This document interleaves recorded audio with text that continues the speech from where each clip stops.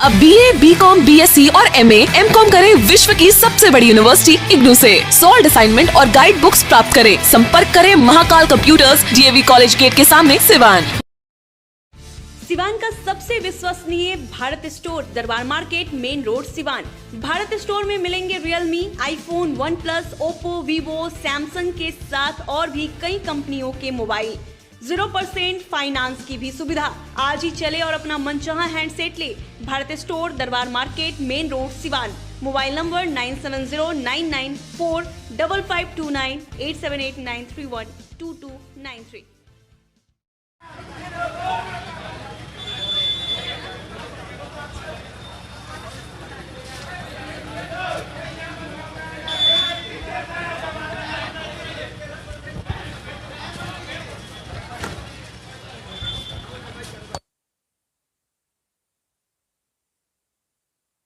जिंदाबाद जिंदाबाद भैया, जिंदाबाद जिंदाबाद।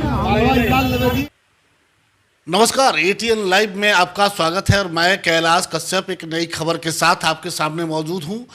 अभी माहौल है पूरे बिहार में MLC चुनाव को लेकर के, और MLC चुनाव को लेकर के सारी पार्टियों ने पूरी ताकत झोंक रखी है। सिवान से आज कांग्रेस के जो प्रत्याशी हैं अशोक सिंह, उनका नॉमिनेशन होने वाला है और उनके नॉमिनेशन में शामिल होने के लिए बिहार के पूर्व मंत्री और वर्तमान में महाराजगंज के कांग्रेस विधायक विजय शंकर दुबे जी हमारे साथ हैं। उनसे नॉमिनेशन इस MLC चुनाव को लेकर बात होगी, लेकिन उसके साथ ही बिहार की जो राजनीति है, जो उत्तर प्रदेश के चुनाव हैं, जो नतीजे आए हैं, और अंत में कि जब जिस तरह से कांग्रेस के जो हेड हैं सोनिया गांधी, उनका जो बयान आया है उसके क्या मायने होंगे, इन सारी मुख्य बातों पे दुबे जी से बात होगी। चूँकि दुबे जी बिहार के बहुत पुराने लीडर हैं, कांग्रेस के बहुत पुराने लीडर हैं, वो अपनी बात को अच्छी तरीक़ा से बता पाएंगे। सर, सबसे पहले हमारे चैनल में आपका स्वागत है। और सर, अभी तो MLC का चुनाव चल रहा है, क्या लग रहा है कि कांग्रेस पहली बार, इधर के कुछ सालों में देखा जाए तो कांग्रेस पहली बार अपने पैर पे खड़े होने का प्रयास कर रही है? देखिए, ऐसा है कि जब ये गठबंधन का एरा चला तो कांग्रेस ने भी गठबंधन में दिल्ली से लेकर के राज्यों में भी सेकुलर तबीयत के लोगों से, सेकुलर पार्टियों से गठबंधन प्रारंभ किया। एक दौर चला जब गठबंधन का, तो उसमें हमारा नेतृत्व ऐसा नहीं करता तो शायद हमको नुकसान हो सकता था। इसीलिए गठबंधन के दौर में हम लोग शामिल हुए और गठबंधन हुआ। बिहार में अभी जो अकेले चलने की बात है, RJD ने, खास करके तेजस्वी प्रसाद यादव जी ने ऐन मौके पर पिछला दफ़ा बाई इलेक्शन जो हो रहा था, हाँ, एट द नीक ऑफ टाइम, मतलब एकदम चुनाव के मुहाने पर हमारे साथ, कांग्रेस के साथ उन्होंने ठीक नहीं किया और उन्होंने तोड़ लिया, उम्मीदवार घोषित किया, प्रायर सूचना भी नहीं दिया और कांग्रेस ने उम्मीदवार घोषित किया। उसके बाद कांग्रेस ने भी अपना उम्मीदवार, हम राष्ट्रीय पार्टी हैं और हम राष्ट्रीय पार्टी हैं, आज भी राष्ट्रीय पार्टी हम हैं। देश में अब राष्ट्रीय पार्टी की मान्यता मिली है भाजपा को, नहीं तो CPI और कांग्रेस दो ही पार्टी नेशनल पार्टी कहलाती थी ही। हम राष्ट्रीय पार्टी आज भी हैं, कांग्रेस बड़ी पार्टी है, उतार चढ़ाव होता है। मैं आपको निवेदन करना चाहता हूं कि लोकतंत्र हार और जीत दोनों का नाम है। केवल जीत लोकतंत्र नहीं है, हार जीत दोनों है। हम तो इतने दिनों से, लंबे समय से सत्ता में हैं, देश के और प्रदेशों के सत्ता में हैं, और गठबंधन के दौर में, नए दौर में भाजपा के शासनकाल में ऊपर से लगता है कि पीछे हम हुए हैं उत्तर प्रदेश में, ऐसा नहीं है। हमारी सीट देखने के लिए, और आप सहमत होंगे, और आपके माध्यम से मैं जब उत्तर प्रदेश पे हम लोग बात करेंगे, लेकिन फिलहाल अभी जो एमएलसी चुनाव में आप अपने पैर पे खड़े होने का प्रयास कर रहे हैं, इसका फायदा होगा या नुकसान? देखिए, फायदा नुकसान की बात हम नहीं सोचते। हम पॉलिटिकल पार्टी हैं, राष्ट्रीय पार्टी हैं। कांग्रेस जब 24 एमएलए का चुनाव हो रहा है तो मूक दर्शक बैठ नहीं सकती थी। हम चुनाव लड़ रहे हैं, इसमें भी अंत में फैसला हुआ तो पार्टी, हमारे नेतृत्व का फैसला जब आया कि अकेले चलो, तो 14 उम्मीदवार हमारे घोषित हैं। अभी नॉमिनेशन के 2 दिन बाकी हैं और नॉमिनेशन हो सकते हैं। और फिर हमारा नेतृत्व ने ये फैसला लिया कि कुछ सीटों पर जो हमसे अप्रोच किए हैं, छोटी पार्टियां हैं, सेकुलर लोग हैं, उनके साथ हम गठबंधन करके पूरे 24 पर अपनी ताकत झोंकेंगे। और हार जीत तो चलता रहता है लोकतंत्र में। सर, सिवान के महाराजगंज के आप विधायक हैं और सिवान की वस्तु स्थिति को अच्छी तरीक़ा से आप जानते भी हैं। अभी जो एनडीए का मतलब कि बीजेपी और जदयू में जिस तरह का आपसी तानातानी चल रहा है, इसका कितना लाभ आपको मिलेगा? देखिए, तानातानी इन लोगों का आपस में जरूर चल रहा है। सदन में बिहार विधानसभा चल रहा है। बिहार विधानसभा में एक बार, अब जो इस देश में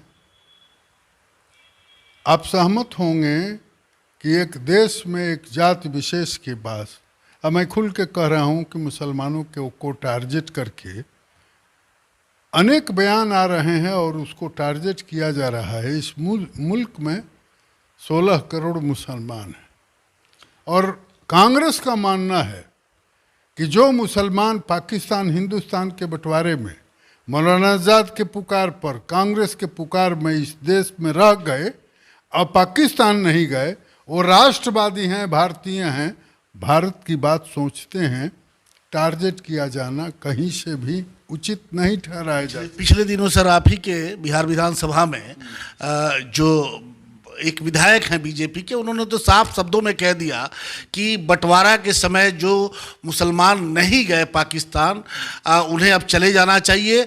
और उन्होंने ये भी कहा कि पार्टी शीर्ष से मोदी जी से अपील की कि अब मुसलमानों को वोट देने के अधिकार से वंचित कर दिया है। देखिए, ये कहते रह जाएंगे।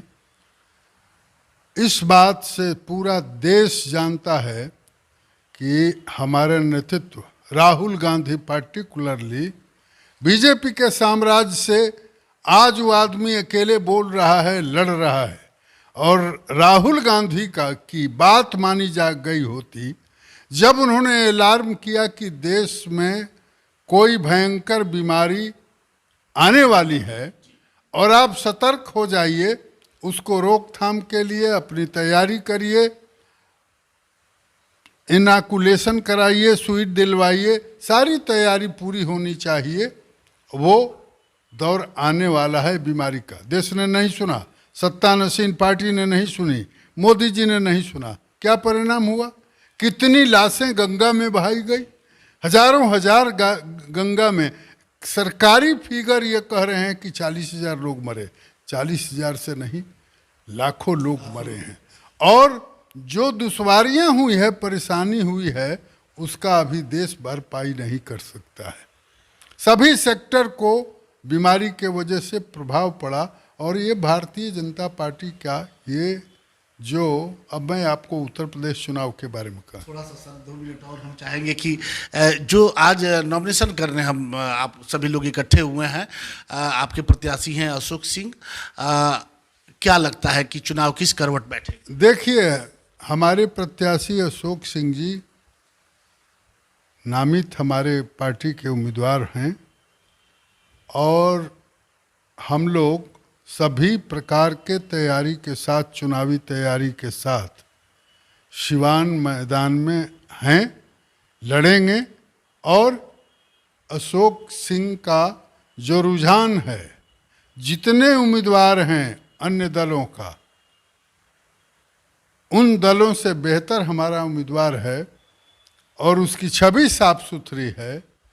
उस पर कभी कोई 107 का मुकदमा नहीं हुआ, पढ़ा लिखा इंसान है और लोगों के बीच जा रहे हैं। घूमने से पता चलता है कि लोगों का रुझान है और अंदर ही अंदर बिहार में फिर कांग्रेस के प्रति रुझान हो रहा है, होगा भी। यहाँ गठबंधन की हुकूमत है तो असेंबली में पिछली दफ़ा इंटायर भाजपा वालों ने मंदिर के घेराबंदी के सवाल किया, लेकिन सारे लफ्जात, सारे उनकी बोली और पुकार जदयू को घेरने का था। इस बात को नीतीश कुमार समझते हैं। तो ये लोग, गठबंधन इनका चलने वाला है। और एक बड़ी बात आपके माध्यम से मैं देश के और प्रदेश के लोगों को बताना चाहता हूँ, भारतीय जनता पार्टी ऐसी पार्टी है कि जो भी छोटी छोटी पार्टियां इनसे गठबंधन किया, सबको खा गया इन्होंने, सबको समाप्त कर दिया। अभिनव सेवा क्लिनिक एवं मैटरनिटी सेंटर, जहां जनरल फिजिशियन और पटना के पूर्व सिविल सर्जन डॉक्टर एस.के. अमन के द्वारा छाती, पेट, मूत्र, जोड़ रोग का बेहतर इलाज किया जाता है। वहीं बिहार सरकार की चिकित्सा पदाधिकारी डॉक्टर श्रीमती निशा कुमारी अंजलि के द्वारा स्त्री एवं प्रसूति रोग का सकुशल इलाज होता है। 24 घंटे इमरजेंसी सेवा उपलब्ध है। अच्छे और बेहतर इलाज के लिए एकमात्र अभिनव सेवा क्लिनिक एवं मैटरनिटी सेंटर, बड़हरिया स्टैंड से 100 मीटर उत्तर तरफ, Chakia road, Siwan. Helpline number 9955921144। Thyroid, sugar और मोटापे से हैं परेशान तो मेट्रो हॉस्पिटल सिवान है एक बेहतर समाधान। Doctor M.S. अहमद अंतर्राष्ट्रीय कुशलताओं के साथ दे रहे हैं सेवाएं। संपर्क करें centre point, Chakia Bindusar road, Siwan.